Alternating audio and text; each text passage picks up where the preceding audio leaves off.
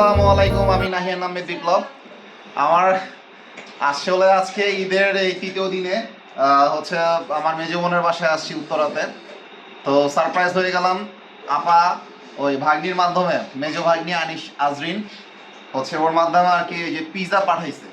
তো হচ্ছে pizza, burger pizza এটা। তো এখানে আমার উপস্থিত আছেন আমার মেজো বোন, ওই যে সুবাপা, তারপর হচ্ছে সাথী আছে, আনিশা আছে। আসলে সবচেয়ে মজার ব্যাপার হচ্ছে যে একসময় আনিশা অনেক মোটা ছিল, এখন ওই মোটা থেকে আর কি চিকন হয়েছে। আর হচ্ছে আমার বউ আর কি, আমার সহধর্ম নিয়ে সাথী আর কি মোটা হয়ে গেছে। তো যা শুভপা, কিছু বলবেন? কিছু বলেন।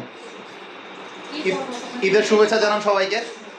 সবাইকে ঈদের শুভেচ্ছা জানালাম। আর তুমি যে কথা বলেছো সেই কথায় আমাদের অ্যানসার নাই। আচ্ছা ঠিক আছে। আনিশা কিছু বলো। ঈদ মোবারক, সবাই ভালো থাকবেন, সুস্থ থাকবেন, পরিবারকে নিয়ে। ওকে, তো সবাই ভালো থাকবেন। আমি পিৎজাটা আপনাদের দেখাই, পিৎজাটা কেমন হয়েছে। পিৎজাটা সসেস দিয়ে পরিপূর্ণ, তারপর চিকেন ছিল, ক্যাপসিকাম ছিল, চিজ দিয়ে ভরপুর। দেখতে খুব সুস্বাদু লাগছে, আশা করি খেতে খুব সুস্বাদু হবে। আনিশা পিৎজা সার্ভ করতেছে।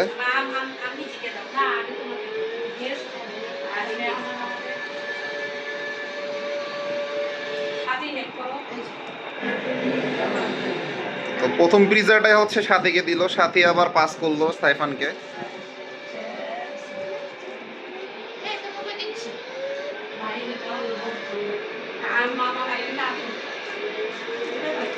পিৎজার টেস্ট কেমন সাইফান? অসাম। কেমন সাথে? এই যে মোমো নিচ্ছে।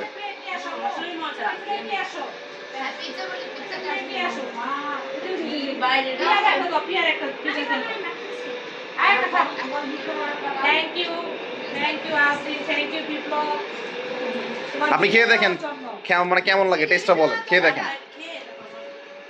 কেমন হয়েছে, টেস্ট কেমন? সুপার। ওকে ওকে, আনিশা খাও, আনিশা মুখে দাও।